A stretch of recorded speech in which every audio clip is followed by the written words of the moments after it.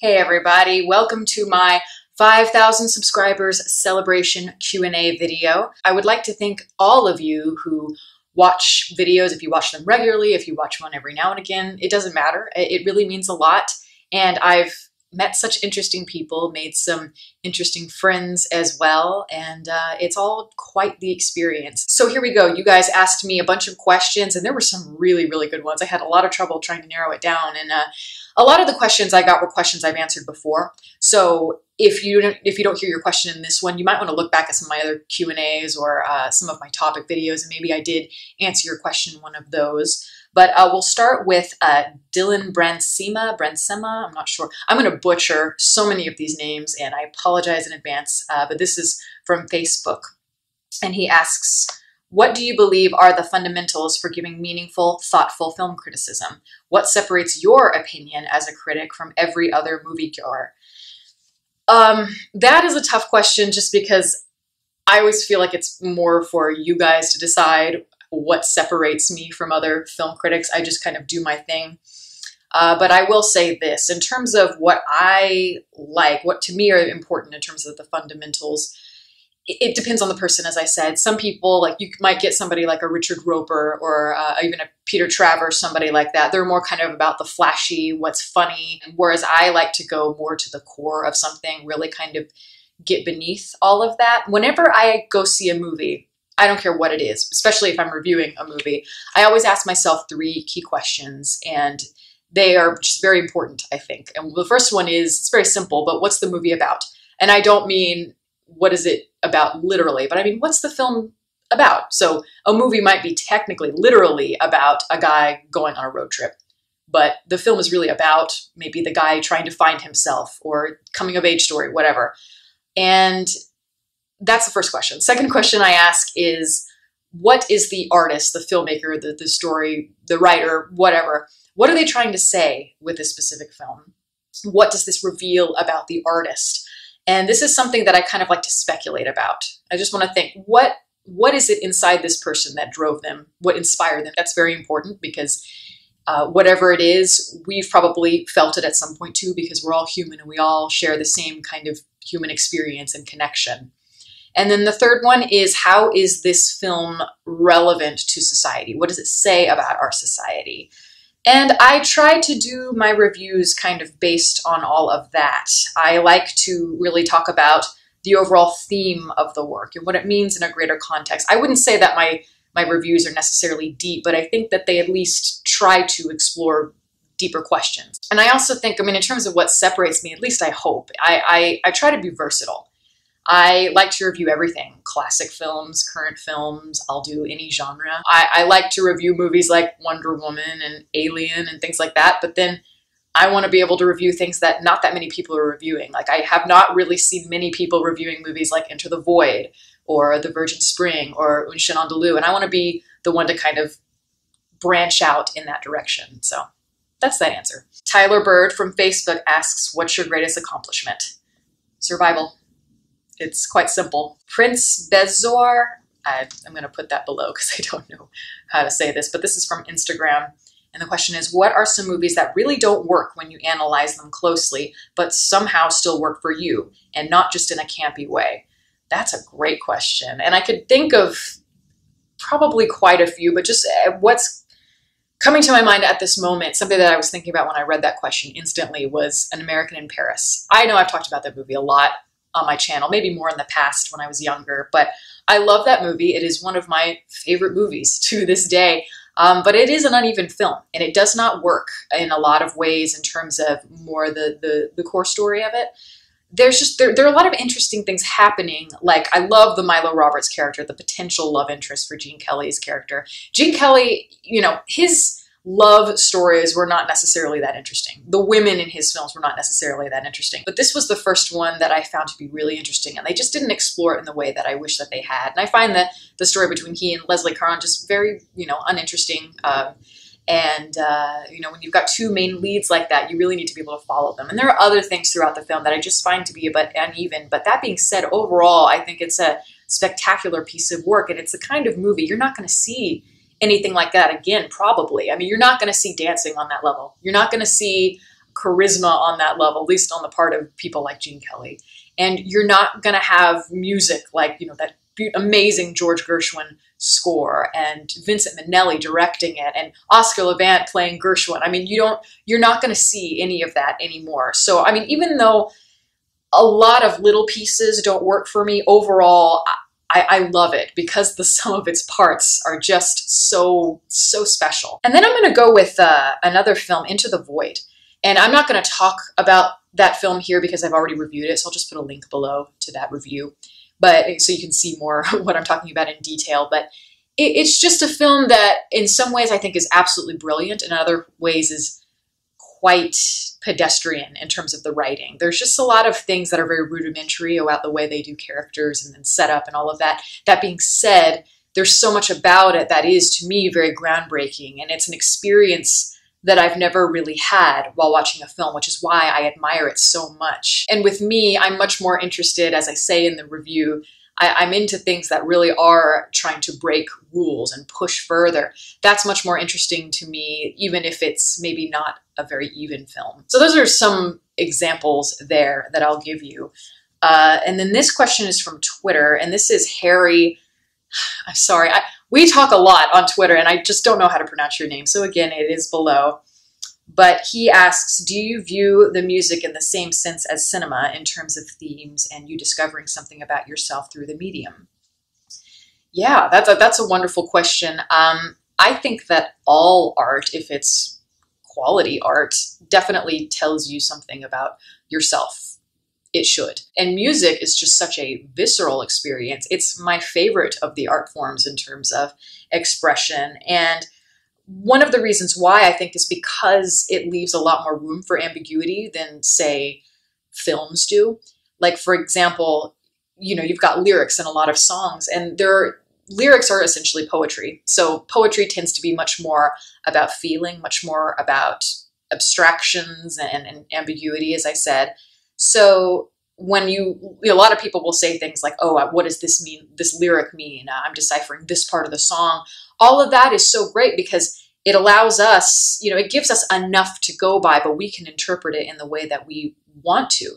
And also, I just think it's really wonderful, the idea of being able to listen to an album, especially a conceptual album, and then turning off all the lights and just painting the picture in your mind of what's going on with this music in the background, your story, or whatever it is you're trying to create. You just can't do that with other art forms, especially visual mediums. But it's different than when you're reading a novel or watching a play or watching a movie. There's just something very special about it. And I think it's maybe the most universal form of bringing people together in terms of art. Ismel_ek from Instagram asks, what music album has touched you the deepest and why? Pink Floyd's The Wall for me. That's a good choice. But that goes along with the question from Harry. And I don't know. I mean, there are a lot of really great albums that I could name. But if I'm going to name one that has more sentimental value, that did touch me emotionally, I'd probably say, I'm probably going to do a tie for this one.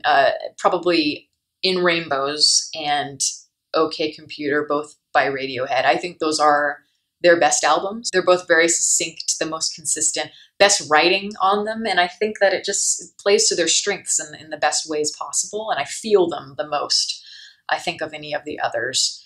But for me, those albums, they've just gotten me through some very intense times in my life, as most people have played Radiohead in dark times and all of that, because the music is so eerie and so haunting and quite devastating as well. It's perfect for depression. But I don't know. I've listened to a lot of their albums in my worst moments, and yet I've also listened to a lot of their albums in my happiest moments. And that, to me, is the sign of great music, when you can do both with like the same song. That's complexity of a song. There's a lot of meaning in it. And I think what's so special about Radiohead is that, well, what I just mentioned, but I also think that they pierce right through. That's like the introvert's music. I feel like they just have this ability. They've captured this generation in a way that I don't think anybody else has on a mainstream level. Like they have just the feeling of being able to tap into that idea of like this cybernetic barrier we built, in this digital age around each other. It's like we've enveloped ourselves in this very sterile, cold cocoon. And yet it's so disconnected. There's a coldness, but yet we're trying so hard. We're like these little children trying so hard to feel and to connect with other people. And that is what their music represents. And that definitely speaks to my generation. It has spoken to me my whole adult life. So I'd probably say, yeah, those two albums. Corbin McCasland from Facebook asks, my old professor asked if art belongs to the artist or the audience. Do you believe that films and art in general should be open to audience interpretation, or that the meaning should be strictly left to the artist? That's a good question. And that's something that I've discussed. Well, I should say I discussed. I've been in classrooms in college where we talked about that with professors. And I don't know, I think it's a little bit of both. I don't think it's that black and white. I think that it's partially for the artist and partially for the audience. When I write, I like to write a lot of poetry, and well, maybe not a lot, but I do write it every now and again. It's one of my favorite things. And I will say, anytime it is read by the public, I am writing it for the people, in the sense that I am trying to explore something about the human condition, something in the world that resonates with me, and hopefully it'll resonate with others. It's like an unspoken connection. And I want other people to feel that, so we can sort of ask those questions together in a way. So in that sense, it's for the audience. I would say it's more for me in the sense that to me, art is very therapeutic. It's a form of therapy. And anytime I'm writing something, I'm usually trying to look for mental clarity within myself. If I'm writing something, you don't even have to know what I'm writing about, but I know deep down what it's about. I'm working through personal struggles, demons, whatever, and I'm learning about myself, and I'm evolving. I'm learning about the world through what I'm writing or whatever I'm doing that is artistic. And so in that way, it is very much for me. But there is one thing I do want to mention that I think is very important. I think that once the artist puts out the work, that's when they shut up and they need to let the audience interpret it from then. I really don't like it when you see directors or, whatever, anyone that is an artistic creator, when they put their work out there and then they'll explain the intent behind it. I understand if you're going to say something like, yes, this film was inspired by my father dying. Okay, I understand that. It gives it context. But when you're sitting there saying, no, this scene is meant to have this underlying meaning and metaphor for this and this, it's like, no. That's my job. That is our jobs as audiences, to be able to interpret the work for ourselves and figure out what it means to us. We don't need to be told that. So people like Roman Polanski and David Lynch, I love that they don't talk about their movies. I don't want to know, because I like to pick it apart and figure it out for me. That's my thing. But anyway, that's just kind of what I feel and what I've felt for a long time about that particular subject. Edward E. Revolta asks, how do you overcome a loss? And I would say to that, you don't overcome loss. You just accept it. And from there, you build some sort of callus. You build strength from all of that. I think that our problem as people is that it's very hard for us to accept that things don't last, that we will lose everything. Everything that we love right now, whatever you love, it's not going to be there forever. And that is a very, very hard thing to accept. It's very hard for me to accept still. But, it is important to know that life sucks. It does. And it sometimes it's wonderful, sometimes it's not. But you just have to be able to roll with the punches the best you can, I guess. And, certain demons go along with all of that. Certain struggles go along with having loss. But it's all part of the process. It's all part of life. And you'll learn from it. And as I said, you will be stronger from it. But you need it. It's part of the way you're evolving. So you're not necessarily overcoming something. You are understanding it. You're accepting it. And from there, you grieve. And then slowly you build yourself up again. Cy Kane from Twitter asks, what are some of your favorite films aside from your top 5 list? And I'm guessing you're talking about that top 5 list that I made like years ago. I think I made it in like 2011. So I was 21 years old back then. So a lot of those films I don't even know I would even put in my top 5 at this point. And I think I even said in that video, I can't remember exactly, but I think I said something along the lines of, these are my favorite movies today, and it could change tomorrow or the next month. So, that's easy. That's easy. I could just name a few. I'll go with 2001: A Space Odyssey, The Trial by Orson Welles, Barry Lyndon, The Day of Wrath, which is the Carl Dreyer film from the 40s. And I gotta go with Mulholland Drive, just because I know I say that all the time, but I don't think I had it on that list at that time. So that's definitely my favorite film. So yeah, there's 5. Dex Mecca from Instagram asks, when it comes to empathy, is your flair more perceptive or judgmental? Is it more practiced or intuitive? And how has that helped you in your life? Keep up the bueno work. That's a good question too.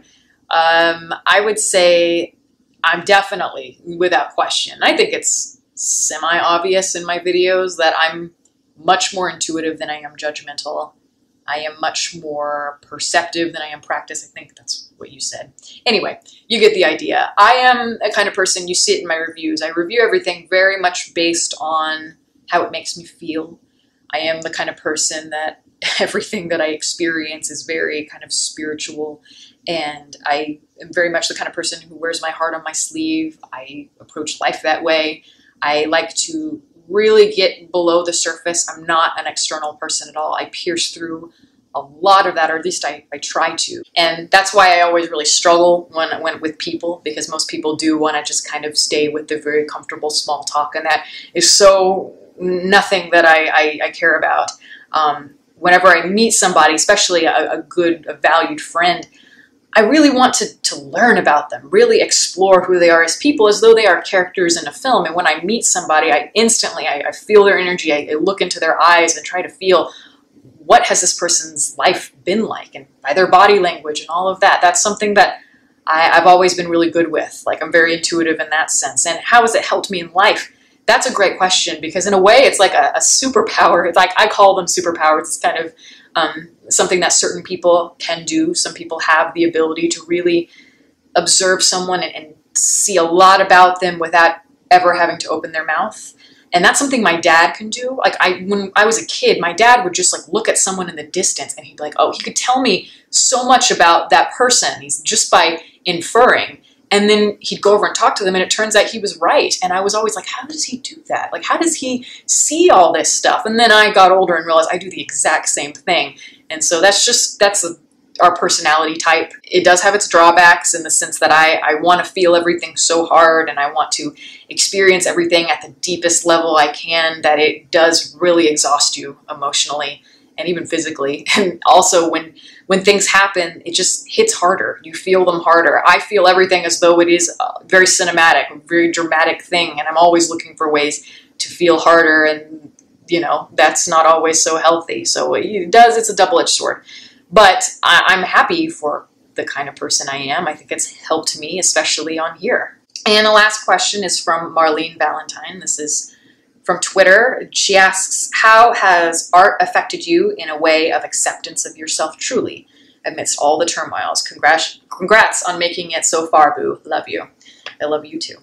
And I think this goes in with the question I was just saying, really feeds into it, that art as well is a double-edged sword. And I've talked about this. I did a video on this, I think a topic video on my love-hate relationship with film. And I think the same could be said for art as well, because for a while it did really kind of cage me. There's something really ironic about being a dreamer, being a kind of creative, more free-spirited child. That was more me. I was always off on my own, wanting to explore and do things, and head always in the clouds. But at a certain point, when you were always trying to escape, then you can't accept reality. And that was my problem. And eventually it became a real issue. And it wasn't until later that I realized, wow, a lot of this is because I live in these fantasy worlds, and I've created this perfect world because I can't cope with the world that I'm living in. And it takes a bit of time for you to kind of mature out of that phase, I think. But once I got a little bit older and started to really think for myself, have original thoughts, I realized how liberating art can be, how much it really does provide such clarity, and how it does allow us to experience all of, just the spectrum of emotions in a way that is very much introspective, where we're exploring ourselves and exploring the world. It's given me a great gift of being able to kind of look beneath the surface and see things not so black and white, but in a way that is almost mystical. It's could say even trippy in a way. There's something about feeling that just has a color to it. I don't know, something that is very strong. And as I say, I don't use this word a lot, but visceral, very visceral feeling. It's helped me tap into a lot of different things that I never would otherwise. And I can't imagine my life without art, because that's often the only way I am able to function. It's the only way I'm able to understand anything, to speak, all of those things. I don't know what kind of person I'd be without it. So even though, yeah, sometimes it has hindered me in some ways, it's also helped me grow. And I think anything worth being passionate about does both. You know, it can be difficult for you, but you can also really grow from it and then thrive in it later. So yeah, that's my answer to that question. Those are all really great questions, and they do, you know, deserve a lot of reflection on my part. So I'm going to keep thinking about them, to be honest. And yeah, thank you all again so much for your support. And if you have any comments or anything like that, you're welcome to put them below. And, you know, all my social media information is below as always. You can watch more videos here, and you can subscribe if you want to. Catch you next time.